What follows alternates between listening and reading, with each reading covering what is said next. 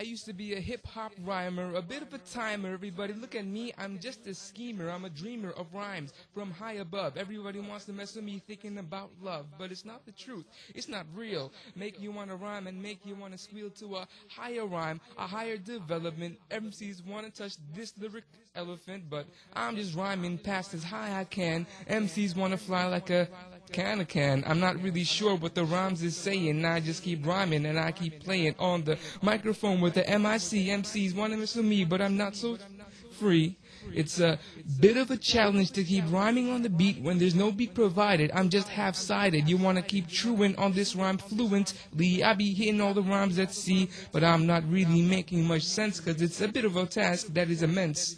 The Sheikh keeps saying to keep on rhyming, so I keep trying to find words to say. And if you want to keep with this, I cannot say what's the next thing to be rhyming with. When I was a teenager, I grew up in Texas. It was very unlikely to find someone like me in a place like that. I was young, I was fat, and I was a lot more different than the rest of the kids. When I got to Texas, I got called a lot of names like diaperhead, sand nigger, this and that. I didn't look like the other kids. I didn't dress like them. I didn't smell like them either. And so, to fit in, I started doing something called rapping. That's when you take almost like a poetry scheme, rhyming, with a beat in the background, and if you get advanced, you start to make sounds.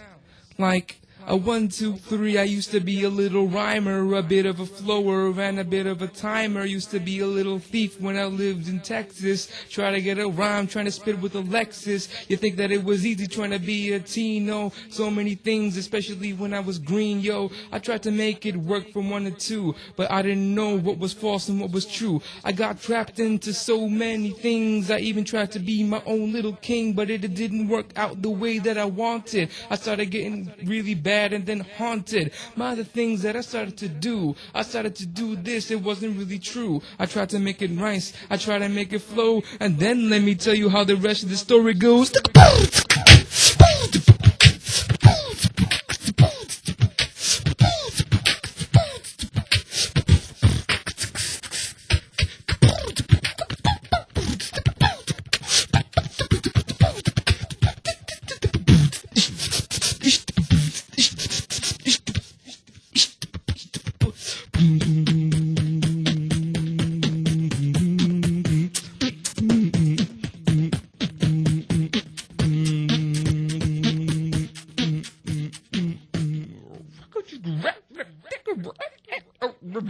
Rap music was my salvation from the world that I was living in.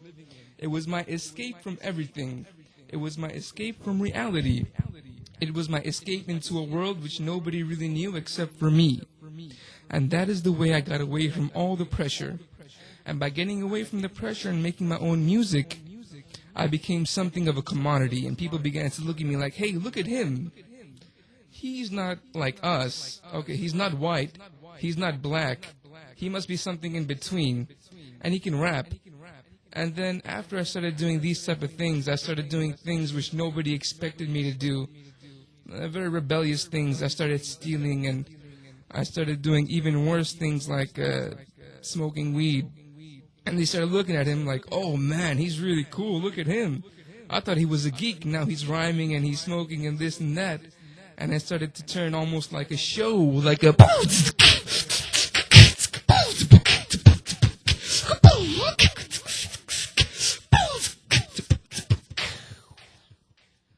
But that wasn't enough. I needed to act. I needed to add some more to my show. So what did I do? I started dancing. I started popping and locking. I started doing waves, and I started popping like a robot, and started doing all weird things.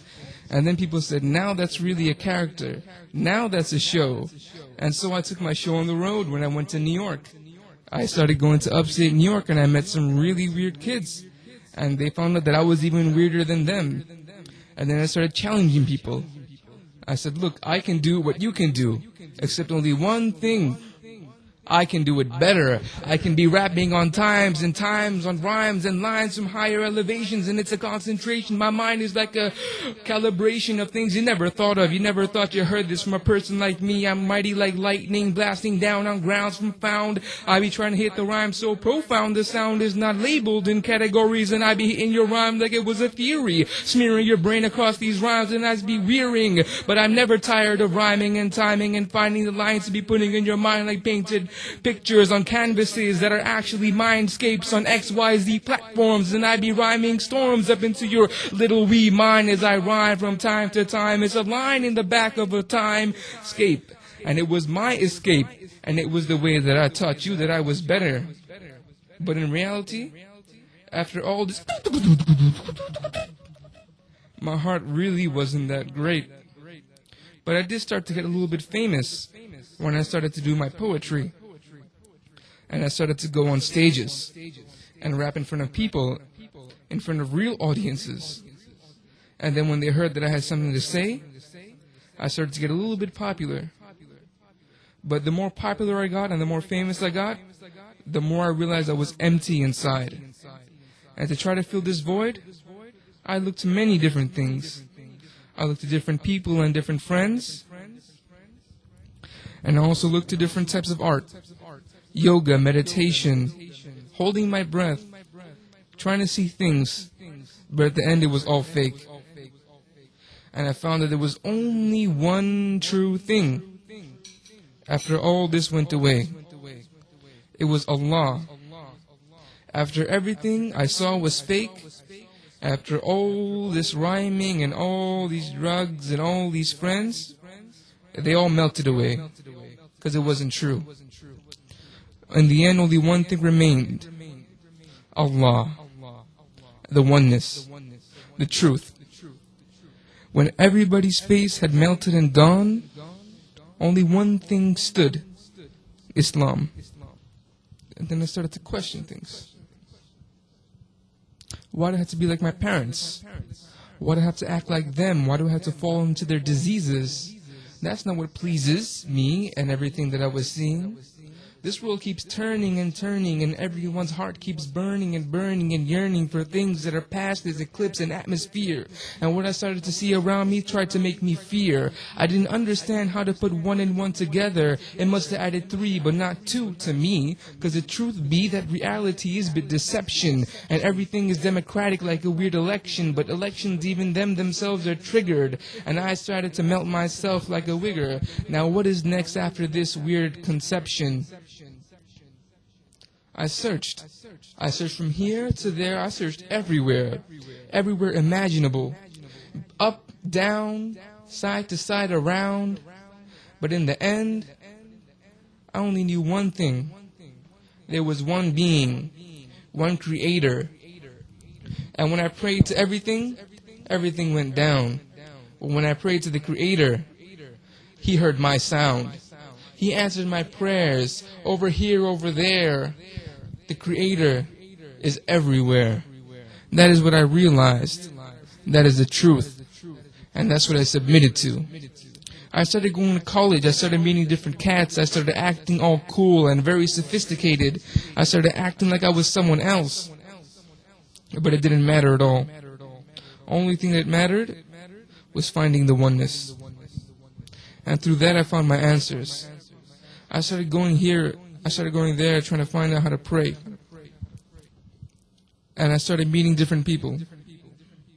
I tried to gain Islam through them. I asked questions, I looked at their character, I started joining in with them. They were the Muslim brothers on campus. And I had fun with them during Ramadan, during this brotherhood. It was so great. Every night sitting together in iftar, having food, praying, so spiritual with hadith and this and that. But after Ramadan, everything went away. They were fake. I had to find something else. They really weren't pleasing me anymore. They had different groups of brothers with different ideologies. But in the end, it was all just arrogant. And then one day, I was walking through the hall. But now I wasn't a rapper anymore. I had a beard and I had a turban. And I looked and I saw Brother Ahmed sitting down. And I said, I tried everything else, it doesn't work. Maybe he has something that can help me. And I walked in the room, I asked if I could sit down, so I sat after they said okay, and then from that moment my life started. That's when I started really seeing what everything is. And even though at first I didn't know what he was saying, I sat down and I kept on listening, and it slowly started opening in my heart. And after each session, after each listening, slowly I came more closer to the truth. And that's how my story began.